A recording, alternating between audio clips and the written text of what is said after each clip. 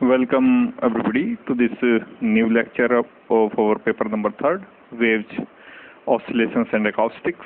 And in today's lecture we will discuss about standing waves in a string clamped at both ends. एक ऐसा string है हमारे पास जो दोनों सिरों पर फिक्स्ड है, जैसे ये फिगर में भी आपको दिखेगा। ये स्ट्रिंग का एक एंड है, एक सिरा है ए, और इस एंड पे भी एक क्लैंप्ड है, बंधा हुआ है, फिक्स्ड है, रिजिड है।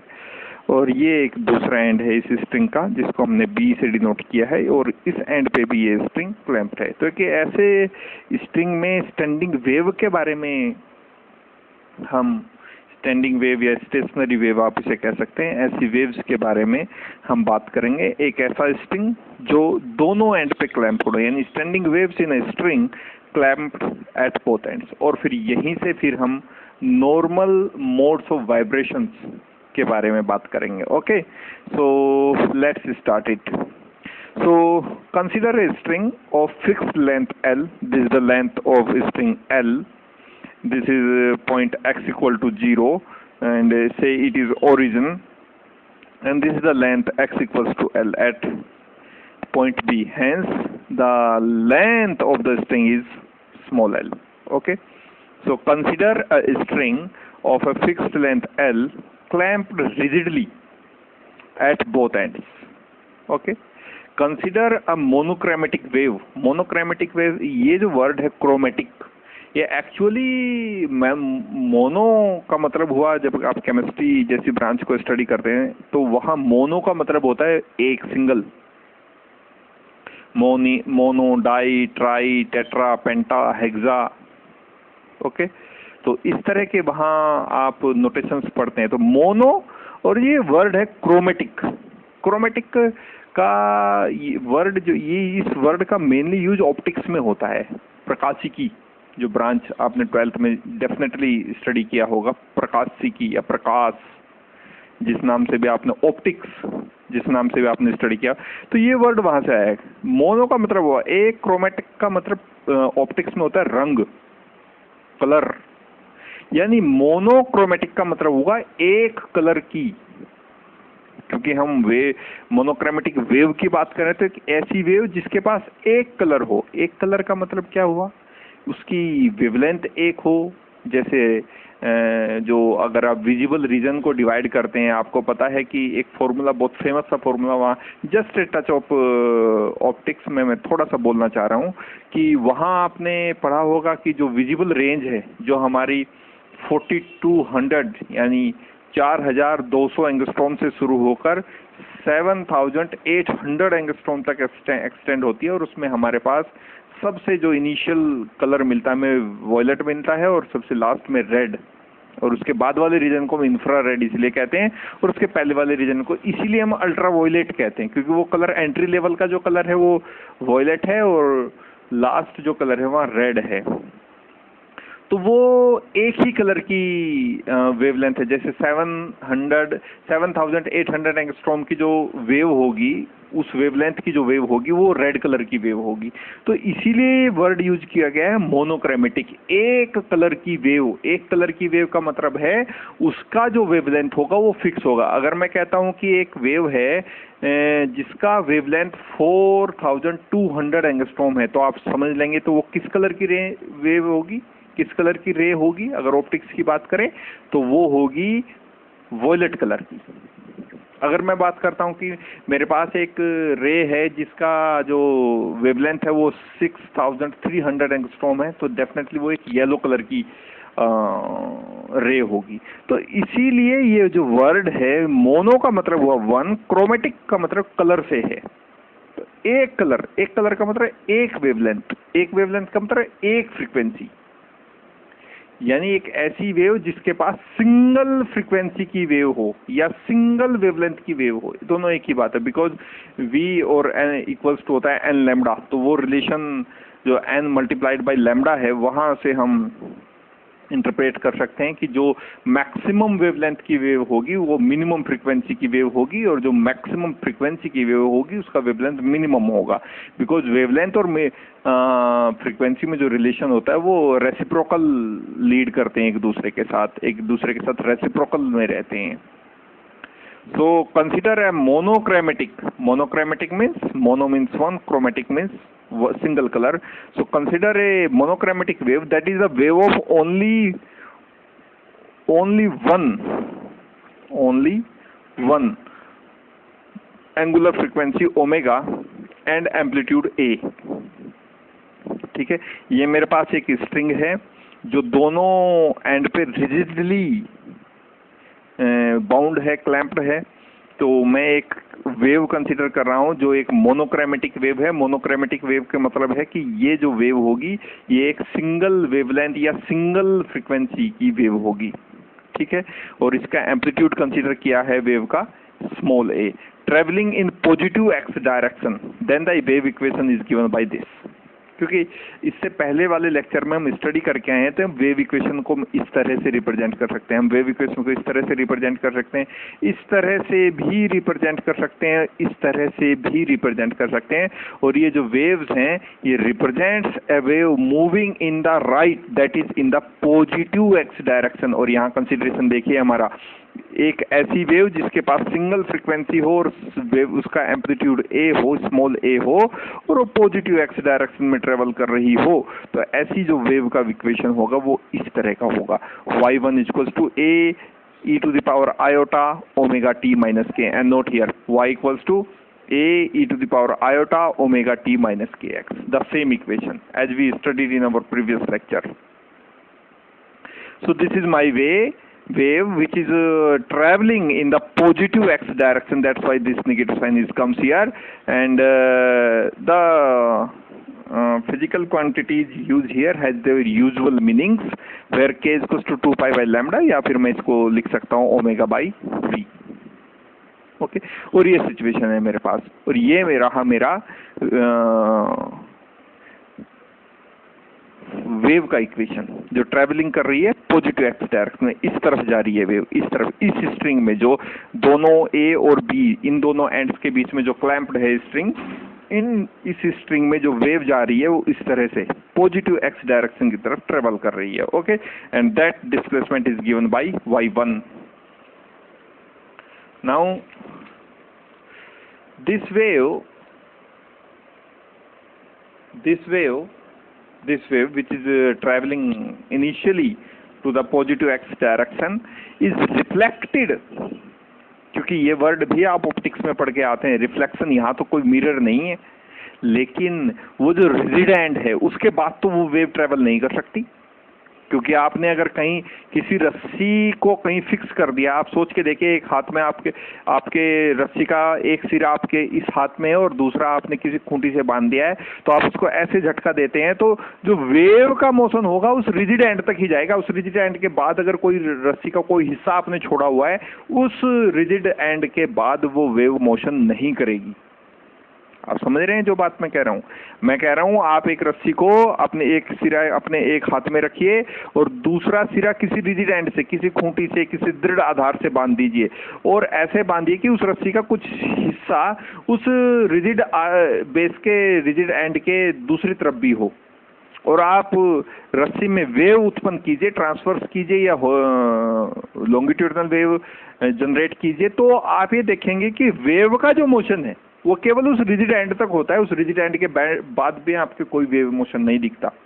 तो यही यहाँ है कि जो वेव यहाँ इस फिगर में जनरेट होगी, अकॉर्डिंग टू दिस, इस स्ट्रिंग में जो वेव का जनरेशन होगा वो वेव यहाँ तक ट्रेवल करते करते, चूंकि बी एंड पे ये फिक्स है तो बी एंड के आगे नहीं जा सकती. तो रिफ्लेक्शन का ये रिजिड बाउंड्री है, तो ये जो पॉइंट बी है ये एक रिजिड बेस का काम करेगा, एक रिजिड दीवार जैसे आप कह दें, एक दीवार का काम करेगा, और यहां से रिफ्लेक्शन होगा, फिर वेव का रिफ्लेक्शन होगा. लाइट का रिफ्लेक्शन नहीं है, वेव का रिफ्लेक्शन है, reflection of wave. Okay, so the wave is reflected from the fixed end, and if the amplitude of the reflected wave traveling in the negative x direction, अब negative x direction में जाएगी। अब ये फिर से मैं इस फिगर पे आपको लेके जाना चाहता हूँ। ये मेरा फिगर है, यहाँ से जो वेव जनरेट हुई और वो पॉजिटिव एक्स डायरेक्शन में इस तरह से ट्रेवल अगर कर रही है, तो यहाँ से रिजिड एंड से रिफ्लेक्ट होने के बाद जो वेव जाएगी वो इस तरह से नेगेटिव एक्स डायरेक्शन में ट्रेवल करेगी। तो उसका वेव इक्वेशन क्या होगा उसे देख लेते हैं। And the equation of the reflected wave is given by this equation, y2 is equals to b is the amplitude of the wave, and iota, exponential iota omega t plus kx. Look at here, because direction is negative x, so put here x equal to minus x, that's why this negative sign it becomes positive. Okay, so this is my reflected wave, and the equation that I written just this gives me the displacement of the wave in the positive x direction. This is my initial wave, and this equation gives me the displacement of the wave of a wave which is traveling in the negative x direction. Okay, so according to superposition principle हमने use किया, the total displacement due to the both waves is given by y equals to y1 plus y2. यही हमें suggest करता है। Superposition principle क्या सिखाता है हमें? एक वेव के द्वारा किया गया डिस्प्लेसमेंट, दूसरी वेव के द्वारा किया गया डिस्प्लेसमेंट, तीसरी वेव के द्वारा किया गया डिस्प्लेसमेंट, चौथी वेव के द्वारा किया गया डिस्प्लेसमेंट। तो टोटल डिस्प्लेसमेंट अगर आपको निकालना है तो according to superposition principle y is equals to y1 plus y2 plus y3 plus y4 and plus up to 2. This is a superposition principle. So using the superposition principle, the total displacement of the wave is given by y is equals to y1 plus y2. y1 is a exponential iota omega t minus kx plus b is the displacement of the second wave which is traveling into negative x direction, exponential iota omega t plus kx. This is my equation number first. Okay, the boundary condition to be satisfied to all the times are these. ये boundary condition है, initial boundary conditions हैं कि x equal to 0 पे जो wave का displacement है वो 0 होना चाहिए, और x इक्वल टू l पे जो वेव जनरेट हो रही है उसका डिस्प्लेसमेंट भी 0 होना चाहिए। यानी ये जो वेव यहाँ जनरेट होगी, यहाँ x इक्वल टू 0 पे, इस वेव का x इक्वल टू 0 पे इस पॉइंट पे जो डिस्प्लेसमेंट होना चाहिए वो 0 होना चाहिए, और जो वेव यहाँ से जनरेट होगी नेगेटिव x डायरेक्शन में उसका डिस्प्लेसमेंट भी 0 होना चाहिए इस पॉइंट पे, that is at x equal to l the displacement of the wave should be 0. So this is my initial conditions, and ये जो मेरे पास रिजल्टेंट डिस्प्लेसमेंट वाला इक्वेशन है, ये जो रिजल्टेंट डिस्प्लेसमेंट मुझे वेव का देता है, इस पर मैं अब ये बाउंड्री कंडीशन अप्लाई करूंगा और यहाँ से जो रिजल्ट्स हैं वो हम एक्वायर करेंगे. So applying the boundary condition first to the equation number first, this is my equation number first which gives me the total displacement of the wave, this a exponential iota omega t minus kx plus b exponential iota omega t plus kx. This is my equation number first, and I here apply the first boundary condition to this equation. So at x equal to 0, the displacement of the wave equal to 0. So put x equal to 0 and y equal to 0 into this equation. We have 0 is equals to a e to the power iota omega t, because a e to the power iota omega t is remaining in it, and because of x equal to 0 this term will be 0, and because of x equal to 0 this term will be 0, and because of y equal to 0 this term will be 0. So 0 is equals to a iota exponential iota omega t plus b exponential iota omega t. Okay, because exponential iota omega t is common from here and which is not equal to 0, so a plus b will be equal to 0. A plus b will be equal to 0. So from here we have the a is equals to minus b. That is the amplitude of the first wave is equal to the negative of the amplitude of the second wave. Okay, so this condition implies that the wave is completely reflected at either end, which offers infinite impedance with a reversal of phase or a phase change of pi. ये equation मुझे ये दिखाती है, ठीक है। Complete reversal, एक तो पहली बात तो ये है कि वेव कंप्लीटली रिफ्लेक्टेड बैक हो जाएगी, यानी कि जो मेरे पास रिजिड एंड है, ये दोनों ends and A and B are behaves like a infinite impedance, the point of infinite impedance, जहाँ अनंत जो infinite impedance को हिंदी में I don't know क्या बोलते होंगे impedance को। So infinite impedance जैसे ये पॉइंट्स हैं, यानी एक रिजिड रुकावट के तौर पे, जैसे मैंने आपको बोला था, पहले भी बोला मैंने कि दीवार की तरह है, यहां से आगे नहीं जा सकती वेव, यहां से इधर नहीं जा सकती वेव। तो ये दोनों इनफाइनाइट इम्पीडेंस की तरह बिहेव करते हैं और वेव जो है इसी कारण कंप्लीटली रिफ्लेक्टेड बैक हो जाती है। और सेकंड जो रिजल्ट मुझे यहाँ से मिलता है वो ये मिलता है कि दोनों जो वेव है, इंसिडेंट एंड रिफ्लेक्टेड, वो दोनों एक दूसरे के साथ 180 डिग्री आउट ऑफ फेज होता है। ये नेगेटिव साइन मुझे ये दिखा रहा है, ये वाला नेगेटिव साइन मुझे दिखाता है कि ये एम्पलीट्यूड इंसिडेंट वेव का है और ये एम्पलीट्यूड है रिफ्लेक्टेड वेव का, और दोनों किसके बराबर है? नेगेटिव साइन के इक्वल है। यानी मैग्नीट्यूड तो दोनों के बराबर है। अगर 10 सेंटीमीटर एक तरफ डिस्प्लेस होती है वेव, तो जो रिफ्लेक्टेड वेव है वो भी 10 ही सेंटीमीटर डिस्प्लेस होगी अपनी मीन पोजीशन से। लेकिन अगर जो इसकी पॉजिटिव हाफ साइकिल होगी वो इसकी नेगेटिव हाफ साइकिल होगी, यानी दोनों एक दूसरे के साथ 180 डिग्री आउट ऑफ फेज होंगे। Okay, so substituting b equals to -a into equation number first, ये वाला रिजल्ट मुझे यहाँ से मिला है, इसको मैं यहाँ से उठाता हूँ और इक्वेशन नंबर फर्स्ट में पुट कर देते हैं। इक्वेशन नंबर फर्स्ट में जो मेरे पास b का वैल्यू है, b इक्वल्स टू आ जाएगा -a, तो वो मैं यहाँ पुट कर देता हूँ, b equals to -a, put here. So the total displacement y is equals to a e to the power iota omega t is common, e to the power minus I kx remains from here, and minus sign because of this minus, and e to the power iota kx is from this term, this is my resultant equation after putting this value.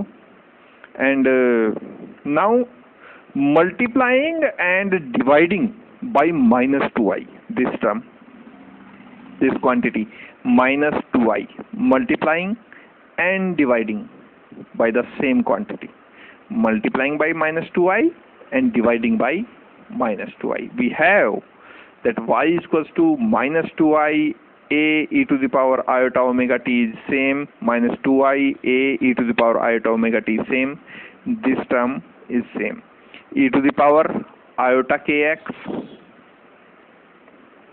plus and e to the power minus iota kx negative. Okay, क्या किया, इस term को हमने, ये जो negative था जो denominator में लिखा था, इससे हमने जो ऊपर वाला मल्टीप्लाई किया, तो ये वाला जो e to the power iota के x वाली टर्म है ये पॉजिटिव हो गई इस नेगेटिव साइन की वजह से, इस नेगेटिव साइन की वजह से, और ये जो पॉजिटिव टर्म थी ये हो गई नेगेटिव। अब इसको मैं क्या लिख सकता हूँ? Look at here, this e to the power iota kx minus e to the power minus iota kx over 2i, and I can frequently write it as sin kx। sin kx का ही तो formula है, ये sin kx नहीं, exponential में हम इसी तरह से लिखते हैं sin kx को। तो ये हुआ sin kx, and this factor is same, -2i a e to the power iota omega t minus 2i a e to the power iota omega t is same, and this is sin kx, and this is my equation number 2. Okay, then this equation satisfies the standing wave time independent form of the wave equation. This this is my time independent form. Time independent का मतलब ये है जो wave equation आप study करके आते हैं वो आप कुछ इस तरह से स्टडी करके आते हैं that d2y by dt square is equal to v square d2y by dx square. इस तरह का वेव इक्वेशन आप स्टडी करके आए, इस तरह का वेव इक्वेशन आप स्टडी करके आते हैं। ये d2y by dt square is equal to v square d2y by dx। इस वेव इक्वेशन को अगर आप देखें तो यहाँ टाइम का फंक्शन भी है और पोजीशन का फंक्शन भी है, लेकिन मैं वहां क्या कह रहा हूँ आपको कि ये जो वेव इक्वेशन मेरे पास आई है, जो वहां हम ड्राइव कर रहे हैं स्टैंडिंग वेव के केस में, वो टाइम इंडिपेंडेंट वेव इक्वेशन का फॉर्म को सेटिस्फाई करते हैं। कैसे वो हमें देखना है, देखिए ये मेरे पास इक्वेशन आई है, this is my equation number 2, this is my equation number 2। और मैं ये इक्वेशन क्या कह रही कि this equation satisfies the standing wave time independent form of the wave equation. और स्टैंडिंग वेव तभी तो होगी जब टाइम के रेस्पेक्ट में ट्रेवल नहीं करेगी।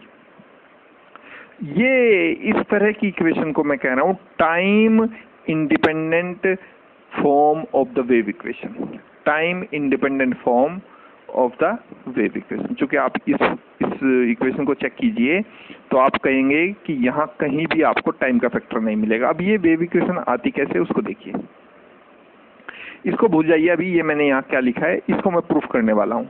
ये मेरे पास अभी रिजल्ट है, y the total displacement of a standing wave on a string is equal to -2i a e to the power iota omega t sin kx। This is my equation number 2। okay, now differentiate this equation with respect to t, differentiate this equation with respect to t। तो t वाला factor कहाँ है, यहाँ है केवल ये e to the power iota omega t, e to the power iota omega t, ये वाला फैक्टर है केवल टाइम वाला। तो ये जो फैक्टर है -2i एंड sin kx, ये सब कांस्टेंट की तरह बिहेव करेंगे। तो डिफरेंशिएशन जो होगा वो केवल इसका होगा, e to the power iota omega t। Then differentiating equation number 2, this equation with respect to t we have dy by dt onto the left from the left hand side, and when we differentiate this right hand side with respect to t, we have -2i sin kx as constant and a e to the power iota omega t differentiating first time, and when we differentiate iota omega t with respect to t, it gives me iota omega, this iota omega। Again differentiation this equation, ये मुझे displacement दे रहा है, ये मुझे velocity देगी और ये मुझे देगा acceleration. First differentiation, this is displacement, this is velocity and this is acceleration. So d2y by dt square, how can we get it? Then differentiating this equation with respect to t, we have d2y by dt square onto the left hand side, and onto the right hand side the same thing, -2i sin kx behaves like a constant, and this is also same, only iota omega t is extra there, because when you differentiating this term e to the power iota omega t, it gets same, it becomes same, and differentiation of this term e exponential iota omega, exponential iota omega t, then you can get here from iota omega. So iota omega is here, and again differentiation gives me iota omega square. Okay, and look at here again, -2i sin kx a e to the power iota omega t, what is this? -2i a e to the power iota omega t sin kx, what is this? According to equation number 2, this is y. This is the displacement of a standing wave on a string. This y. So this whole term is equals to y, and we are left with only iota omega square. So from here we can write,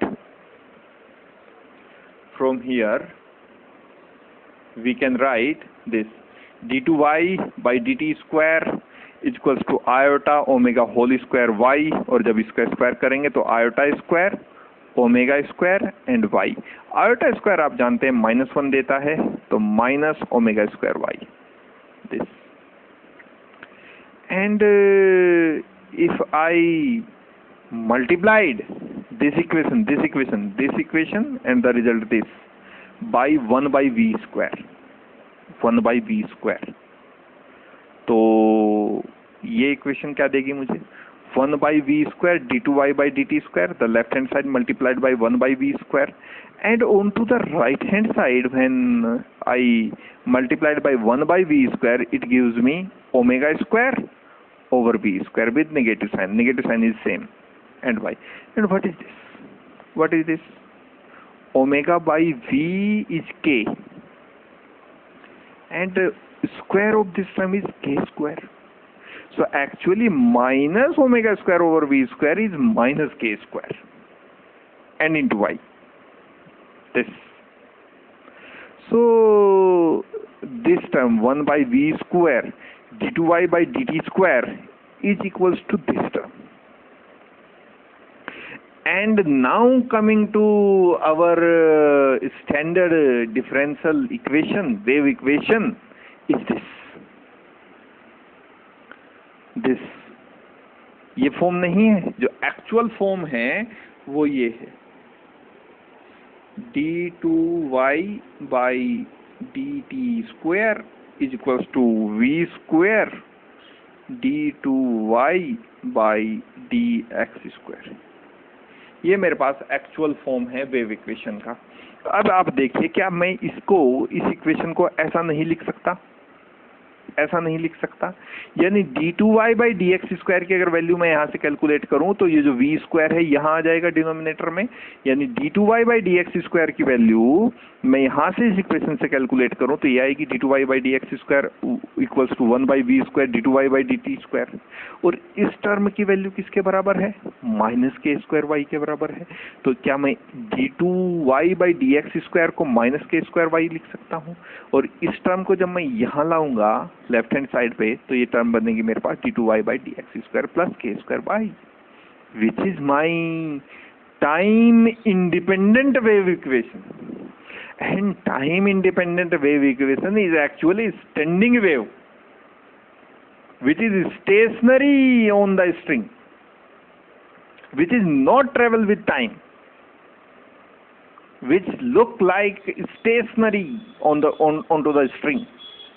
So that's why this equation satisfies the stationary wave equation on a string, because this is a time independent wave equation, and this all we prove by mathematical description. Okay, so equation number 2 gives a general solution for all the wave shapes and frequencies. Okay, now applying the second boundary condition. Second boundary condition क्या थी मेरे पास? Second boundary condition मेरे पास ये थी, at x equal to L we have y equal to 0, because ये भी rigid end है।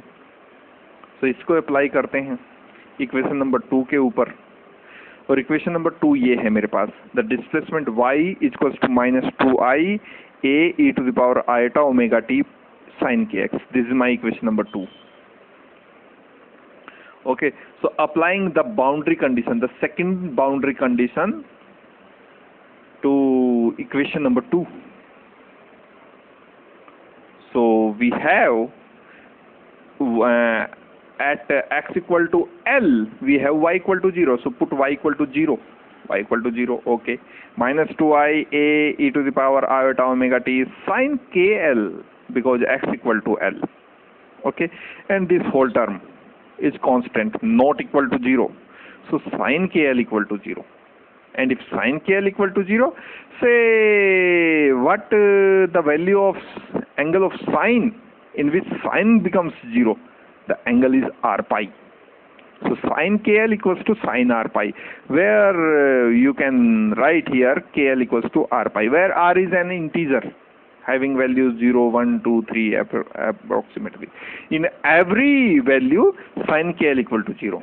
put sin equal to 0, sin 0, 0. Sin r equal to 1, sin pi, 0. Put r equal to 2, sin 2 pi, 0. So again and again, sin kl equal to 0, hence kl equal to r pi, where r is an integer having value 0, 1, 2, 3, 4 up to 2. Okay, so from this result we can have that kl equals to r pi. This is the result we acquire from here, and k equals to omega over y, omega over v. So put here omega over v into l equal to r pi. Okay, and what is omega? Omega is 2 pi n.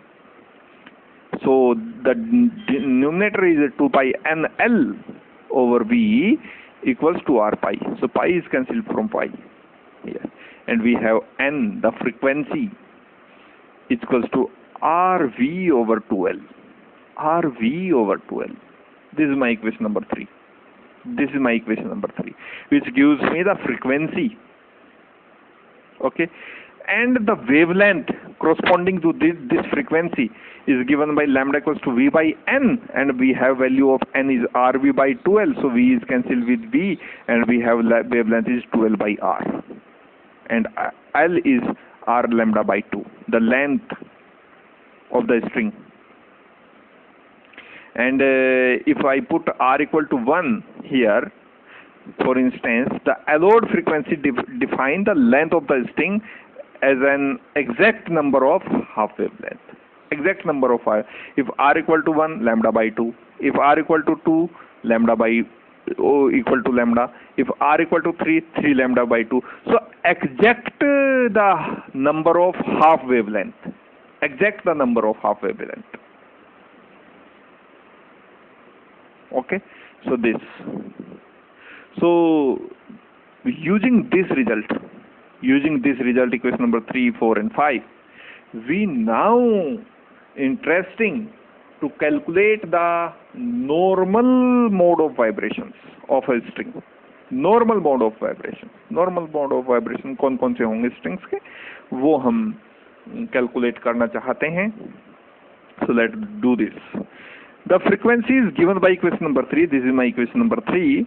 For various integral values of r are known as eigen frequencies. जो यहाँ आप r की value 1 रखेंगे तो v by 2l आएगा, r की value 2 रखेंगे तो 2v by 2l आएगा, r की वैल्यू 3 रखेंगे 3v by 2l आएगा. जितनी भी यहाँ r की आप वैल्यूज रखेंगे, चूंकि r एक इंटीजर है और इंटीजर के करस्पॉन्डिंग में जितनी भी फ्रीक्वेंसीज आएंगी, इन फ्रीक्वेंसीज को हम कह रहे हैं आइगन फ्रीक्वेंसीज, या इन्हीं को हम कहते हैं नॉर्मल मोड ऑफ वाइब्रेशंस. इन्हीं फ्रीक्वेंसीज को हम कहते हैं normal mode of vibration. The lowest frequency corresponding to, because if you put r equal to 0, then n equal to 0, then no frequencies exist there. So the minimum value of r for which a frequency exists in the string is r equal to 1. So when we put r equal to 1 into this relation, we have frequency or the normal mode of vibration is equals to n equals to v by 2l, which is known as the fundamental, which is called as the fundamental tone. Fundamental tone. Okay, so this the frequency is given by equation number 3. This is my equation number 3. For various integral values of r are known as eigen frequencies. Okay, or normal modes of vibrations. The lowest frequency corresponding to n equal to 1 is called the fundamental tone. Is called the fundamental, or you can say it as fundamental tone. And those corresponding to n equals to n greater than 1. n greater than 1 से मतलब है n की value आप 1 से ज्यादा जब रखेंगे, जब आप n की वैल्यू 1 रखेंगे तो उसके corresponding जो फ्रीक्वेंसी आपको आएगा, आप उसे कहेंगे फंडामेंटल टोन. फंडामेंटल टोन, या केवल फंडामेंटल भी कह सकते हैं. और जब आप n का वैल्यू 1 से ज्यादा रखेंगे, यानी 2, 3, 4, 5 अप टू, है ना, n की वैल्यू 1 से ज्यादा जब भी होगी, तो हम कहेंगे, उनको कहेंगे हम हार्मोनिक्स. ओके, हार्मोनिक्स हम उन्हें कहेंगे. और ये अभी हम फिगर में भी शो करेंगे. तो we have from equation number 3 is n equals to RV by 2L. Okay, and V is equals to T by rho, which is the velocity, wave velocity. We derived it in our last lecture. V is equals to the wave equation is square root of T by rho, where T is the tension and rho is the mass per unit length of the string of the. So you can write n by putting the value of V into this relation. We have the frequency of the vibration is equals to R by 2L is same, R by 2L same, and put the value of V here. So put the value of V is square root of T by rho. Okay, if we put R equal to 1, we obtain the lowest or fundamental tone, that is a pure musical sound of one single frequency is called tone, and that which consisting of a number of frequencies is called a note. Remember these two words, tone, note. A pure musical sound of one single frequency is called a tone, and that which consisting a number of frequencies is called as a note. So remember these two words, tone and note. एक ऐसी wave जो केवल एक single frequency को consist करे उसको हम कहेंगे टोन, और जो मोर देन वन फ्रीक्वेंसीज को कंसिस्ट करे उसको कहेंगे हम नोट. ओके, सो n1 क्या होगा? n1 होगा जब r की वैल्यू आप क्या पुट करें 1. So 1 by 2L root T by rho, and lambda की जो वैल्यू आएगी यहां से वो आएगी 2L. Okay, so with the string vibrating as a whole in one single segment shown in figure 1a and having two nodes at either fixed end and n1 antinode at its middle. इस तरह से जब R की value 1 होगी तो जो normal mode of vibration होगा या फंडामेंटल टोन होगी स्ट्रिंग की, वो स्ट्रिंग कुछ इस तरह से वाइब्रेट करेगा.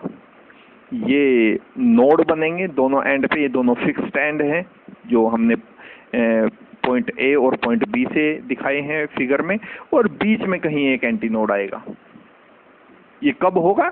जब आर की वैल्यू आप रखें 1, यानी जब आप फंडामेंटल टोन के बारे में बात कर रहे हैं, फंडामेंटल टोन के बारे में बात कर रहे हैं. Okay, and if R equal to 2 then what can happen? So n equal to 2, that means put the value of r equal to 2 here. We have n is equals to your n2 is equals to 2 by 2L square root of T by rho. This 2 by 2L square root of T by rho is equals to 2 is cancelled with 2 equals to 1 by L square root of T by rho. This is the twice of the frequency of fundamental tone.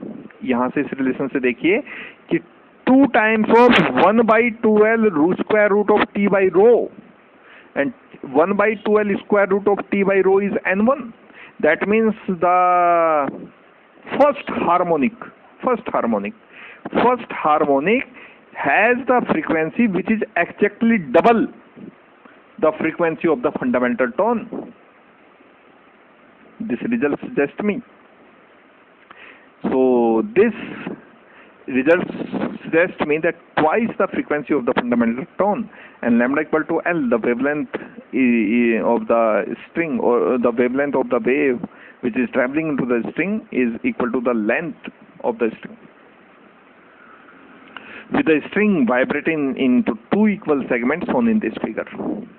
तो जब इस frequency से vibrate करेगा तो वो कुछ इस तरह का वाइब्रेशन कर, जो नोड्स होंगे वो यहाँ बनेगा फर्स्ट नोड, एक कहीं बीच में नोड आएगा और फिर यहाँ नोड आएगा, और बीच में 2 आएंगे एंटी नोड, बीच में 2 आएंगे antinode. Okay, and if R equal to 3, अगर R इक्वल टू 3 हो जाए, So if r equal to 3, then n3 कितना आ जाएगा? Put the value of r equal to 3 here. n3 is 3 over 2l square root of t by rho. So 3 by 2l square root of t by l, that is thrice of the frequency of fundamental tone, and lambda is equals to 2 by 12 by 3 here. तो ये जो frequency आएगी ये second harmonic होगा, और इसकी जो frequency होगी वो फंडामेंटल जो टोन है उसकी फ्रीक्वेंसी थ्राइस होगी, because 3 multiplied by 1 by 12 square root of t by rho, and which is my n1, the fundamental tone, the frequency of the fundamental tone. And this is illustrated in the figure like this. Like this. This is my node, this is node, this is node, this is node. Antinode, antinode, antinode. Okay? So in general, therefore, हमने 3 example देखे, fundamental tone, first harmonic, second harmonic, और इसी तरह से आप बहुत सारे और भी जो हार्मोनिक्स हैं उन्हें अचीव कर सकते हैं। एक कॉमन थिंग जो आप देख रहे होंगे वो ये है कि जब आप फर्स्ट हार्मोनिक की फ्रीक्वेंसी देखते हैं, N2 में आपके पास 2 लूप बनते हैं, N3 के करस्पॉन्ड में आपके पास 3 लूप्स बनते हैं, तो N4 के करस्पॉन्ड्स में आपके पास कितने लूप बनेंगे? 4 लूप बनने चाहिए।